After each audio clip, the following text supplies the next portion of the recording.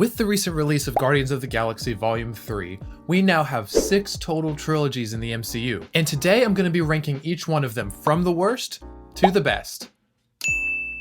Before we get started, I want you to join me in the comment section down below and let me know how you would rank all 6 of the MCU trilogies. Now, every ranking list always has to have the bottom tier, and I hate to do this, but coming in at last place, I have the Ant-Man trilogy. This series, I truly believe, started out extremely strong, but then absolutely flatlined by the time we got to the third movie. In fact, the thing that I truly believe is the biggest reason why this trilogy failed, in my opinion, is because as each movie went along, it began to feel less and less like an Ant-Man trilogy. Because really think about it, what truly made this character of Ant-Man feel special? I personally believe it was because he could use his shrinking powers to see the world that we see through a different lens, and it was a very fresh perspective that we hadn't seen in the MCU. Plus, for the most part, the first 2 movies had pretty low stakes, and they kind of knew to just stay in their lane when it came to all of the problems they would bring up or the villains that they had. And this entire mix was perfect in the first movie. And then we get to Ant-Man and the Wasp, and at this point, I really started to not enjoy the humor as much.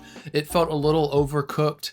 A lot of the scenes were just undercut to just try to fit in a joke. It felt very bland and uninspired. For the longest time, I actually put this on my bottom 5 tier of MCU movies, just because if the humor wasn't landing for you, then there was really nothing else of substance in this movie. Not great, Bob. But then Quantumania came along and showed me how low a Marvel movie could truly reach. It took every single thing about Ant-Man that made him special and threw it out the window in order to promote some sort of multiversal story with universe-ending stakes and a villain that was supposed to be the big bad for the entire MCU coming up in the next couple of phases. Not only does that villain not mesh well with Ant-Man as a character, but the fact that Kang technically gets defeated at the end immediately lowers his street cred when it comes to how intimidating he comes off as. You're not that guy, pal. Trust me. You're not that guy. But in summary, if you're looking for a mindless and enjoyable MCU movie to watch, then I highly recommend the first Ant-Man movie.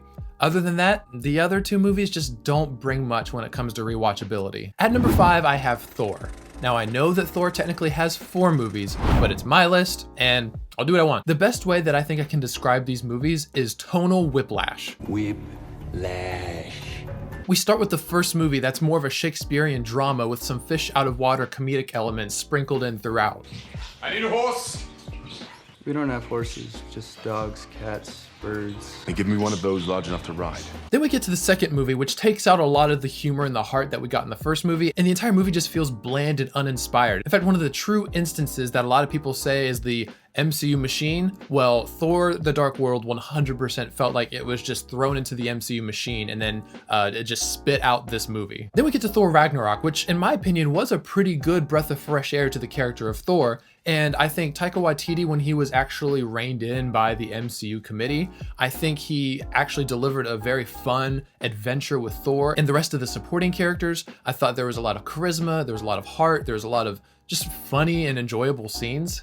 Made of rocks, as you can see, but don't let that intimidate you. You don't need to be afraid unless you're made of scissors.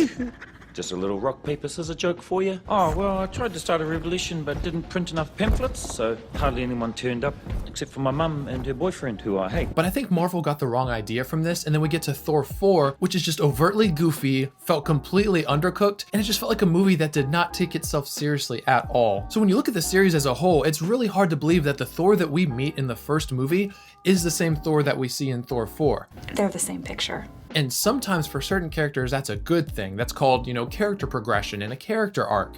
But in this case, there was no reason why we have such an over-the-top, dumb, goofy, and idiotic Thor in Thor Love and Thunder, especially when you contrast that to the Thor of the first movie, who was learning how to deal with his immaturities and how to truly become a leader to his people.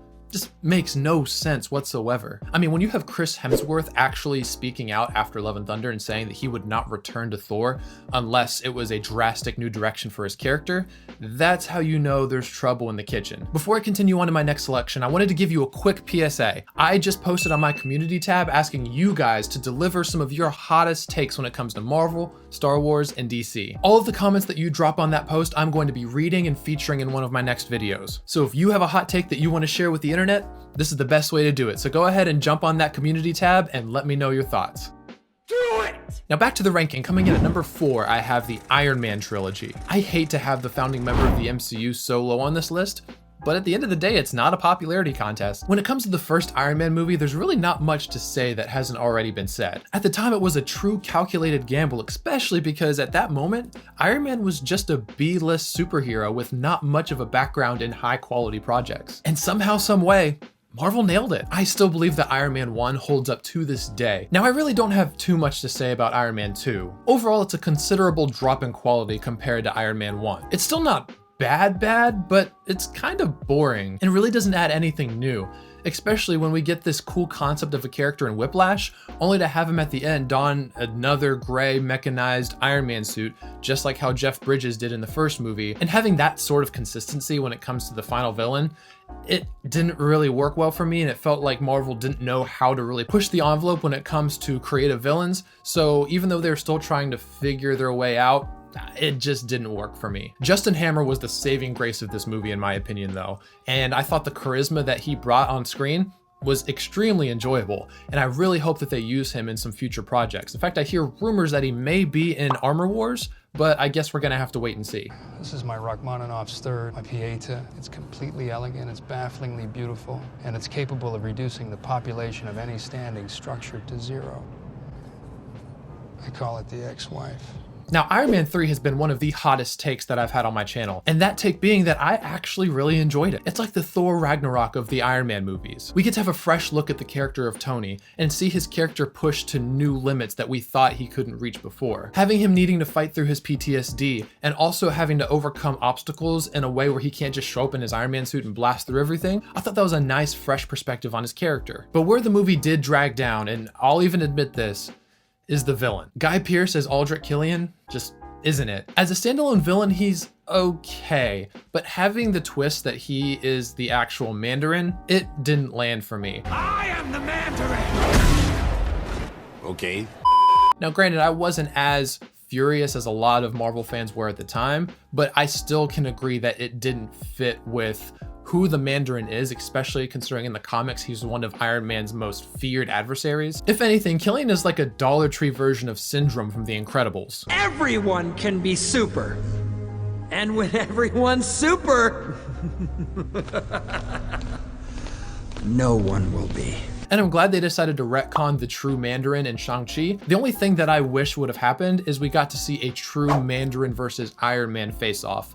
And it looks like we're probably never gonna get that. So looking at the big picture, I would say that the Iron Man trilogy, while having its good moments, is truly weighed down by the middle of the series. At number 3, I have the Spider-Man trilogy. The MCU-ification of Spider-Man is definitely a hot button topic among Marvel fans. There's certainly a lot of people out there that are very frustrated at the idea that Peter Parker is basically a Tony Stark understudy. But as for me, I thought having Tony Stark as Peter Parker's mentor in the MCU actually made sense. But again, only specifically because this is the MCU version of Peter Parker. And so in order to really connect his character with the rest of the interconnected universe, you kind of had to have him have more of a direct relationship with Tony Stark. So whenever I've had conversations with people who disagree with the connection between Stark and Parker, I would say look at all 3 of the MCU Spider-Man films as the origin story of Peter Parker. So I don't know if this was actually their plan, but at least this is how I interpreted it, is that instead of having a Uncle Ben dying again, they decided to have all 3 of these movies seem like the MCU Peter Parker's origin story, where he starts out with having a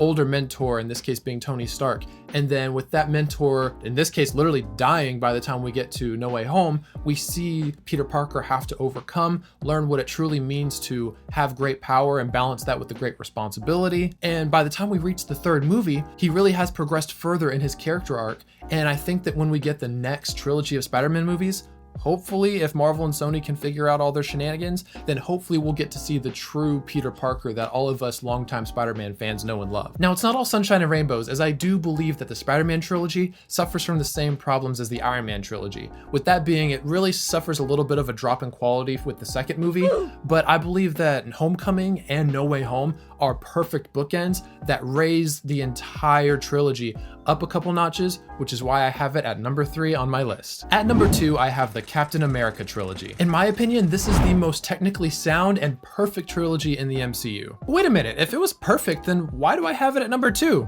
I guess there's only one way to find out. Stay tuned. Man, you corny! Captain America Winter Soldier and Captain America Civil War are some of the best MCU movies ever when it comes to overall quality. I can't praise enough how grounded each of the movies felt, but yet the stakes were still extremely high. Winter Soldier tackles the insane concept that Hydra has infiltrated S.H.I.E.L.D., and it pushes Steve Rogers into unfamiliar environments where he feels like he can't trust anybody. And considering that Steve is the most loyal out of all of the Avengers, having him in this phase where he doesn't know who to trust and he's desperately searching for friends and allies to count on, A+. Incredible stuff. And then Civil War takes an even deeper dive into the relationship between Steve and Tony, which ends up reinforcing the steadfast belief of Steve Rogers that we may not be perfect, but the safest hands are still our own. Getting back on track, I can't neglect talking about the first movie. Now, some people may see Captain America the First Avenger as an average, if anything, just borderline unspectacular film. And while I could kind of see that, in my opinion, it just felt special. The decision to make this movie feel like an actual period piece honestly made me feel like I was in 1940s New York. And when you think about it, it's the perfect Captain America origin story. It's cheesy, a little too earnest, but that's the essence of Steve Rogers' character. And then when you look at the series from a bird's eye view, you don't see the weak link in any of these movies that you see in the previous trilogies. Each individual film feels like it stands on its own 2 feet when it comes to competency. And in my opinion, these movies are some of the most rewatchable in all of the MCU. But thanks to the recent release of a certain movie about a band of misfits, Finally. I'm pretty surprised to say that another trilogy had the audacity to surpass my favorite MCU character in this ranking. Yes! So without further ado, I have the Guardians of the Galaxy trilogy coming in at my #1 spot. The big difference for me compared to Captain America is while the Captain America trilogy is the most technically sound, Guardians of the Galaxy had a stronger emotional impact in my opinion. I still can't believe I'm saying all of this about the Guardians, because before the first movie came out, I'm not even gonna lie to you, I had no idea that the Guardians of the Galaxy even existed.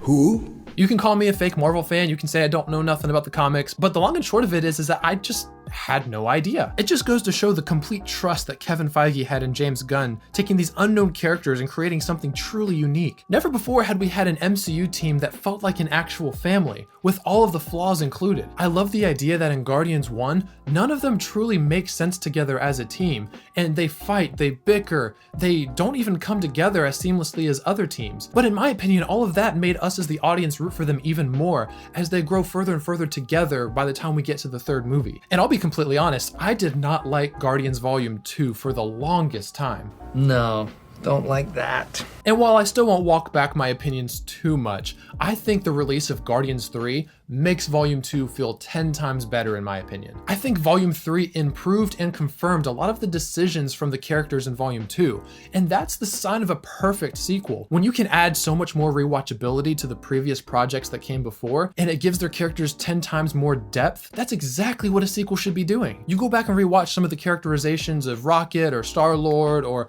Nebula or Drax or Gamora, and you're just like, oh, so that's why they did that, or that's why they made that decision. I loved it, that's awesome. To give a little bit of an extreme example of what I'm talking about, let's compare Guardians of the Galaxy to the sequel trilogy in Star Wars. Each movie in the sequel trilogy felt like the director was retconning what came before, and this constant back and forth severely hurt the finished product. You compare these to the Guardians of the Galaxy movies, and you'll appreciate even more the clear vision that James Gunn had for the story and characters. While this trilogy isn't perfect, it has the heart, passion, and storytelling that cannot be duplicated. And that's why I think Guardians of the Galaxy is the best trilogy in the MCU. That is cinema. But now that I've given you my list, I want to hear yours. Sound off in the comments below and let me know how you would rank all of the MCU trilogies. If you've been enjoying the content that I've been putting out on my channel, please consider subscribing, as it helps immensely with boosting my channel and YouTube's algorithm. But with all that out of the way, I want to thank you all so much for watching, and I'll see you next time.